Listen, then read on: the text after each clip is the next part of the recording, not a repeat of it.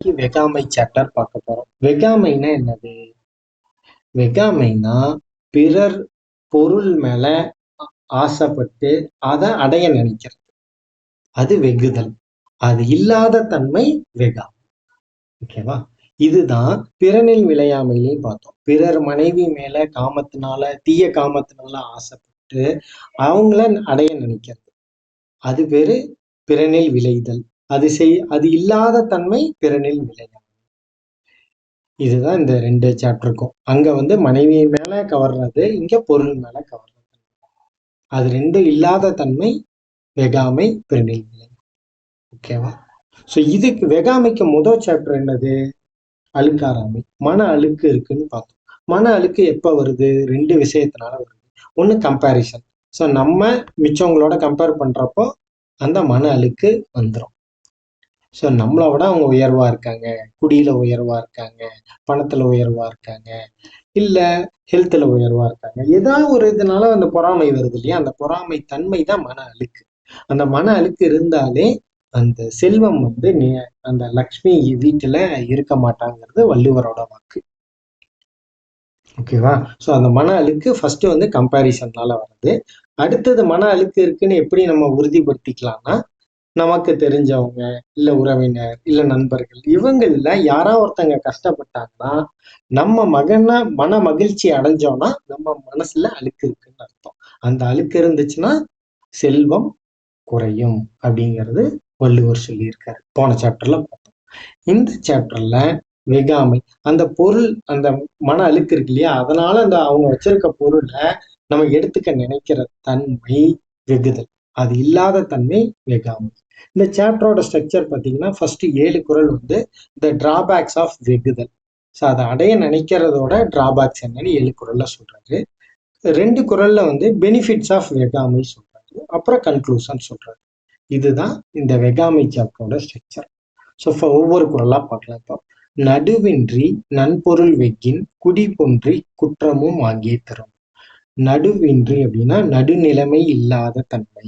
நடுநிலைமை இல்லாத நன்பொருள்னா என்னன்னா நல்ல பொருள். ஆனா தீய நெறியில வந்த பொருள் கிடையாது. நல்ல பொருள் அப்படின்னா நல்ல எண்ணத்துல தூய்மையா நடுநிலைமையோட சம்பாரிச்ச பொருள், அதுதான் நன்பொருள். வெகின் அதை அடைய நினைச்சோம்னா, ஸோ நடுநிலைமை தவறி அந்த பிறர் சேர்த்து வச்சிருக்க பொருளை வெகின்னா அதை அடைய நினைச்சோம்னா அந்த எண்ணத்தினால குடி பொன்றின்னா அழியும், குடி அழியும், அந்த ஃபேமிலி அழியும், அவங்களுக்கு குற்றமும் அங்கேயே வந்துடும். அதுக்கு உண்டான தண்டனையை அவங்களுக்கு அங்கேயே கிடைச்சிடும், அங்கேயே தரும். ஸோ அதை தான் ஃபர்ஸ்ட் குறள்ல சொல்றாரு. செகண்ட் குறள்ல படுபயன் வெக்கி பழிபடுவ செய்யார் நடுவன்மை நாணுபவர். படு பயன் அப்படின்னா பெரிய பயன். வெக்கின்னா அதை அடைய, இப்போ ஒருத்தவங்களோட நிலம் இருக்கு, அதை அடைஞ்சோம்னா பெரிய பயன் கிடைக்குதுப்பா அப்படின்னு நம்ம நினைப்போம். ஆனா பழிபடுவ செய்யார், இந்த பழி, ஐயோ இத பண்ணோம்னா இதுக்கு உண்டான பழி வரும்ல. பழினா ஊரெல்லாம் பழிச்சு பேசுவாங்க இல்லையா, எல்லாரும் திட்டுவாங்கல்ல, இவங்களோட நிலத்தை இவங்க அபகரிச்சுட்டாங்கன்னு. அந்த செயல் செய்ய மாட்டாங்க. அந்த அந்த பழிய உணர்ந்து அந்த செயலை செய்ய மாட்டாங்க. யாரு செய்ய மாட்டாங்க? நடுவன்மை, நடுவில்லாத தன்மைய செய்ய மாட்டாங்க. எதனால? நடுவில்லாத தன்மைக்கு யாரெல்லாம் நாணுபவர், இது ஒரு கில்ட்டா ஃபீல் பண்ணுவாங்கல்ல. நம்ம ஒரு கரெக்டா நடந்துக்கலையேன்னு நினைச்சு அந்த பழி இதனால வருமே அப்படின்னு நினைச்சு யோசிப்பாங்க இல்லையா, அந்த என்றவங்க பெரிய பயன் கிடைச்சாலும் அதை கவர மாட்டாங்க. ஏன்னா அவங்களுக்கு தெரியும் இதனால பெரிய பழி வரும் அப்படின்னு. ஓகே, ஃபர்ஸ்ட் குடி அழிஞ்சிரும், குற்றமும் வரும். இதுல பழி பெரிய பழி வரும் அப்படின்னு தெரிஞ்சு அவங்க அதை அவாய்ட் பண்ணிடுவாங்க. அடுத்தது சிற்றின்பம் வெக்கி அறநல்ல செய்யாரே மற்ற இன்பம் வேண்டுபவர். சிற்றின்பம்னா சிறிய நேரத்துக்கு உண்டான இன்பம். ஸோ அந்த பொருளை கவர்றதுங்காட்டி கொஞ்ச நேரத்துக்கு இன்பம் இருக்கும். ஓகேவா? அது அறநல்லா அரண் அல்ல அப்படின்னா அது அரண் இல்லாத செயலை செய்ய மாட்டாங்க. அந்த கொஞ்ச நேரத்துக்கு வர இன்பத்துக்காக அந்த பொருளை கவர்ந்து அறமில்லாத செயலை செய்ய மாட்டாங்க. யாரு செய்ய மாட்டாங்க? மற்ற இன்பம் அப்படின்னா பெரிய இன்பம், நீண்ட காலத்துக்கான இன்பம் வேண்டுபவர். நீண்ட காலமா இன்பம் இருக்கணும்னா நேர்மையா வர பொருளை தான் அவங்க விரும்புவாங்க. ஸோ அவங்க அடுத்தவங்க பொருளை எடுக்கவே மாட்டாங்க. அந்த சிற்று இன்பம்னா அடுத்தவங்க பொருள் எடுத்தா கொஞ்ச நேரத்துக்கு தான்ப்பா இன்பம் இருக்கும், ரொம்ப நேரத்துக்குலாம் நிலைக்காது அப்படிங்கிறது வள்ளுவர் இந்த குறள்ல சொல்றாரு. அடுத்தது, இளம் என்று வெகுதல் செய்யார் புலம் வென்ற புண்மையில் காட்சியவர். இளம் என்று அப்படின்னா இல்ல, என்கிட்ட இல்லப்பா, அந்த பொருளே இல்ல அப்படின்னு நினைச்சு வெகுதல் செய்யார். அந்த என்கிட்ட இல்லைன்னு நினைச்சு அவங்களோட பொருளை எடுத்துக்கிறது செய்ய மாட்டாங்க. யாரு அப்படின்னா புலம் வென்ற அப்படின்னா ஐம்புலன்கள் இருக்கு இல்லையா, ஐம்புலன்கள் வென்ற அப்படின்னா ஐம்புலன்களை கடந்து செல்றவங்க கிடையாது. அது அவங்க செயின்ட், சன்னியாசி, அவங்கதான் அப்படி. ஆனா இது இல்லறத்துக்கு உண்டான சாப்டர் இல்லையா, அதனால புலம் வென்றன்னா பாவத்தின் வழி செல்லாம பார்த்துக்கிறேன். பாவம்னா என்னது? அடுத்தவங்களுக்கு தெரியாம மனதளவுல செய்யற குற்றம் தான் பாவம். பொய் சொல்றது, திருடுறது, இதெல்லாம் பாவம். இந்த வெகுதலே பாவம் தான். ஸோ அதனாலதான் புலம் வென்ற. ஸோ அந்த அந்த பாவ நெறி, பாவ வழியில செல்லாம இருக்கிற அந்த தன்மை இருக்கு இல்லையா, அவங்க இல்லைன்னு நினைச்சு அடுத்தவங்களோட பொருளை எடுக்க மாட்டாங்க. புலம் என்று புண்மை, புண்னா குற்றம், அண்மைனா இல்லாத தன்மை.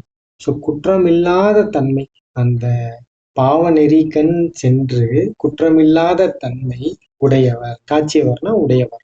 அவங்க இல்லைன்னு நினைச்சு இன்னொரு பொருளை எடுக்க மாட்டாங்க அப்படின்னு அவர் சொல்றாரு 4வது குறள்ல. ஸோ இல்லைன்னு நினைச்சா எடுக்க மாட்டாங்க, வெகுதல் செய்ய மாட்டாங்க. ஏன்னா செஞ்சாங்கன்னா அவங்களுக்கு என்ன வரும், அந்த பாவம் வந்துடும் அப்படிங்கிறது அவங்களுக்கு தெரியும். அதனால அவங்க செய்ய மாட்டாங்க. எல்லாத்துலயுமே செய்யார் செய்யார் செய்யார்னே வருது பாருங்க. அதை செய்ய மாட்டாங்க.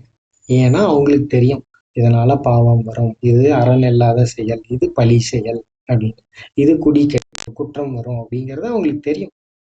அதனால செய்ய மாட்டாங்க. அடுத்தது 5வது குறள், அக்கி அகன்ற அறிவு எண்ணாம் யார் மட்டும் வெக்கி வெறிய செய்யும்.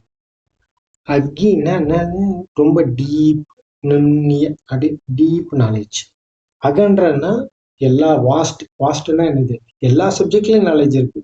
இப்போ ஆஸ்ட்ரானமி எடுத்துக்கிட்டா நாலேஜ் இருக்கு, அஸ்ட்ராலஜி எடுத்துக்கிட்டா நாலேஜ் இருக்கு, சயின்ஸ் எடுத்துக்கிட்டா நாலேஜ் இருக்கு, மேத் எடுத்துக்கிட்டா நாலேஜ் இருக்கு, சோசியல் சயின்ஸ் எதை எடுத்தாலும் தெரியுதா, அதான் அகன்ற விரிந்த.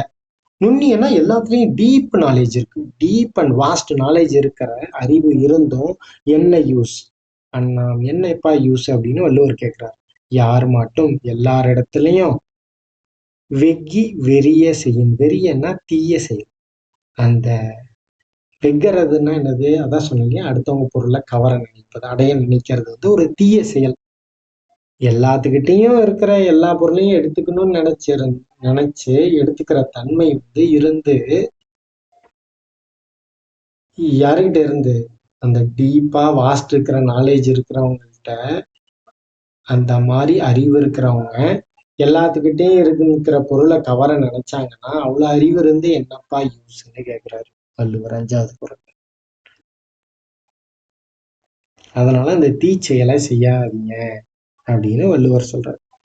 அடுத்தது 6வது குறள், அருள் வெக்கி ஆட்டின் கண் நின்றான் பொருள் வெக்கி பொல்லாத சூழக்கிடம். அருள் வெக்கி அப்படின்னா இறையருள் வெக்கி அப்படின்னா இறையருளை வேண்டி அதன் ஆற்றின் கண் நின்றுன்னா அந்த வழியில நிக்கிறவங்க, எனக்கு இறையருள் வேணும், கண்டிப்பா எனக்கு வேணும் அப்படின்னு நினைச்சாங்கன்னா பொருள் வெக்கி, இந்த பொருளை அடையணும்னு நினைக்க மாட்டாங்க. அந்த பொல்லாதன்னா அந்த தீய, அந்த மாதிரி குற்றம். சூழன நினைக்க கெடும். அந்த பொருளை வெக்கி அந்த பொருளை அடையிற தன்மை இருக்கு இல்லையா, அது ஒரு தீய செயல். அதை நினைச்சாலே அவங்க கெட்டுருவாங்க. எப்படி கெட்டுருவாங்க? இந்த பொருளை அடையணும்னு நினைச்சாங்கன்னா அடுத்தவங்களோட பொருளை, அறவழியில இல்லாத பொருளை அடையணும்னு நினைச்சாங்கன்னா அவங்களுக்கு இறையருள் கெட்டாது. ஸோ அதான் அருள், இறையருளை வேண்டி நிக்கிறவங்க இந்த பொருளை பொருளை அடையணும்னு நினைக்க மாட்டாங்கப்பா. நினைக்கிற எண்ணத்திலே அவங்க கெட்டுருவாங்க அப்படின்னு 6வது குறள்ல சொல்றாங்க. 7வது குறள்ல வேண்டற்க வெக்கியாமாக்கம் விளைவயன் மாண்டற்க அரிதாம் பயன். வேண்டற்க வெக்கியாமாக்கம், வேண்டாம்ப்பா அந்த அடுத்தவங்க பொருளை கவர்ந்து நினைக்கிறதுனால வர உயர்வு வேண்டாம்ப்பா அப்படின்னு வள்ளுவர் சொல்றாரு. ஏன் அதை வேணாம் சொல்றாரு அப்படின்னா, விளைவயன்னா என்னன்னா அதை அனுபவிக்கும் காலத்துல. ஸோ அதை அனுபவிக்கிறப்போ மாண்டற்க அரிதாம் பயன். மாண்டற்குன்னா என்னன்னா அதை மாற்றினா என்ன, சிறப்பு ரொம்ப அரிதா போயிடும். அதை அனுபவிக்கும் காலத்துல அது சிறப்புடையதா இருக்கலாம். ஆனா அவங்க இந்த அடுத்தவங்களோட பொருள் எடுத்து அதுல வர ஆக்கம் வேண்டாங்கிறார். எதனால? அவங்களுக்கு அந்த பயன் முழுமையா கிடைக்காதுப்பா. அது அரிதாம் பயன்னா ரொம்ப ரேரு அப்படின்னு சொல்றாரு. ரொம்ப கஷ்டம் அப்படிங்கிறாரு. ஸோ அந்த விளைவயன்னா அனுபவிக்கும் காலத்துல அந்த சிறப்பு அரிதாம் பயன், அதுல கிடைக்கிற சிறப்பு ரொம்ப அரிதா போயிடும். அதனால அதை விட்டுருங்கப்பா அப்படிங்கிறது. ஸோ இதுதான் இந்த டிராபேக்ஸ் எல்லாம் கருதி இதை செய்ய மாட்டாங்க அப்படிங்கிறத ஃபர்ஸ்ட் 7 குறள்ல செய்யாதீங்கிற 7 குறள்ல சொல்றாரு. அடுத்த 2 குறள்ல இதை பெனிஃபிட்ஸ், இது செய்யாம இருந்தா என்ன பெனிஃபிட்ஸ் கிடைக்கும் அப்படிங்கிறத பார்க்கலாம்.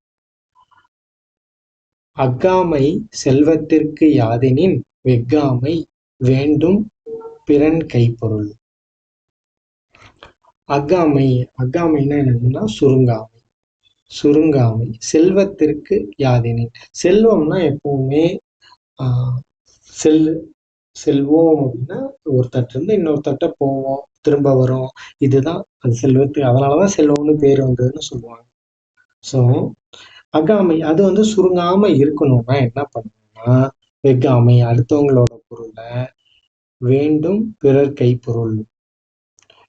கைப்பொருளை வெஃகாமை வேண்டும் அப்படின்னு எடுத்துக்கணும்.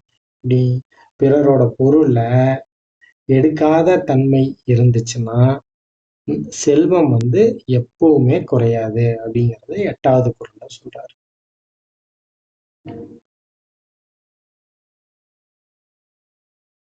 வெஃகாமை அகாமை. ஸோ இந்த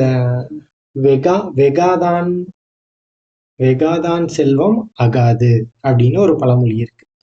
ஸோ வெகாதான் செல்வம்னா என்னது? அடுத்தவங்களோட பொருளை எடுக்காதவங்களுக்கு அவங்களோட செல்வம் எப்பவுமே குறையாது அப்படின்னு ஒரு பழமொழி சொல்லுவாங்க. அதுதான் இந்த வள்ளுவரும் இந்த 8வது குறள்ல சொல்றாரு. 9வது குறள்ல அரண் அறிந்து வெஃகா அறிவுடையார் சேரும், திறன் அறிந்து ஆங்கே திரு. அரண் அறிந்து வெஃகா அறிவுடையார் சேரும், திறன் அறிந்து ஆங்கே தரும். இதுல என்ன சொல்றாரு? அரணை அறிந்து, வெஃகா ஆனா அடுத்தவங்க பொருளை கவர நினைக்கிற தன்மை, அந்த மன அழுக்கு, அறிவுடையார் சேரும். வெஃகானா வெகாத தன்மை, அந்த அடையாத தன்மை. அடுத்தவங்கள அரண் அறிந்துன்னா அரண் அறிஞ்சு, எல்லா அரணும் அரைஞ்சிருப்பாங்க இல்லையா, தெரிஞ்சிருப்பாங்கல்ல, அரண் இதெல்லாம் நல்லதுப்பா அப்படின்னு தெரிஞ்சிருப்பாங்க இல்லையா. அவங்க அடுத்தவங்க பொருளை ஆசைப்பட்டு எடுக்க மாட்டாங்க, அந்த எண்ணமே இருக்காது. அவங்க அறிவுடையார். அவங்க அந்த அப்பேற்பட்ட அறிவுடையார்கிட்ட எது சேரும் அப்படின்னு சொல்றாங்க அப்படின்னா, திறன் அறிந்து ஆங்கே, திருன்னா செல்வம், திறன் அறிந்து அப்படின்னா நம்ம ஸ்கில்லுக்கு ஏற்ற செல்வம் அவங்கள்ட்ட சேரும். அடுத்தவங்க பொருளை எடுக்காத அறவழியில நடக்கிற அறிவுடையார்கிட்ட அவங்களோட திறமைக்கு ஏற்ற மாதிரியான செல்வம் அவங்கள்ட்ட கண்டிப்பா சேருங்கிறது வள்ளுவரோட வாக்கு. ஸோ இந்த 2 தான் சொல்றாரு. செல்வம் வந்து குறையாம இருக்கும், செல்வமும் வந்து சேரும்பா உன் திறமைக்கேத்த செல்வம். அதனால அடுத்தவங்க பொருள கவராதீங்க அப்படின்னு. அதை எடுக்கணும்னு நினைக்காதீங்க அப்படிங்கிறத சொல்றாரு. அதுதான் பெனிஃபிட்ஸா சொல்றாரு. கன்க்ளூஷன்: இறல் ஈனும் எண்ணாது வெஃகின் விறல் ஈனும் வேண்டாமை என்னும் செருக்கு. எண்ணாது வெஃகின், அது ஒரு துளி கூட நினைக்காம அடுத்தவங்களோட பொருளை எடுத்தோம்னா இறல் ஈனும், இறல்னா இறுதி, முடிவு, அந்த மாதிரியான தன்மை, அந்த தன்மையை கொடுத்துரும். பழி, பாவம் எல்லாமே வந்து சேர்ந்துரும். ஒரு துளி கூட யோசிக்காம அடுத்தவங்களோட பொருள் எடுத்தோம்னா. இது அடுத்த லைன்ல என்ன சொல்றாரு? விறல் ஈனும் வேண்டாமை என்னும் செருக்கு. ஸோ ஒருத்தவங்க வந்து அடுத்தவங்க பொருளை வேண்டாம் அப்படின்னு ஒரு பெருமிதம், செருக்குன்னா பெருமிதமா, நான் அடுத்தவங்க பொருள்லாம் ஆசையே பட மாட்டேன்ப்பா, அவங்க பொருள்லாம் எடுக்க மாட்டேன்ப்பான்னு அப்படி ஒரு செருக்கா நிக்கிறாங்க பத்தியா, அவங்களுக்கு விறல் ஈனும், வெற்றி எப்பவுமே நிச்சயம் அப்படிங்கறத சொல்றாரு. அதனால அடுத்தவங்க பொருளை கவர நினைக்காதீங்க அப்படிங்கிறது இது இல்லற இயல்ல சொல்லியிருக்க சாப்டர். ஸோ அடுத்தவங்க பொருளுக்கு ஆசைப்பட்டு எடுக்காதீங்கப்பா, அதை நினைக்கவே நினைக்காதீங்க அப்படின்னு வெகாமை சாப்டர்ல சொல்றாரு. நன்றி, வணக்கம்.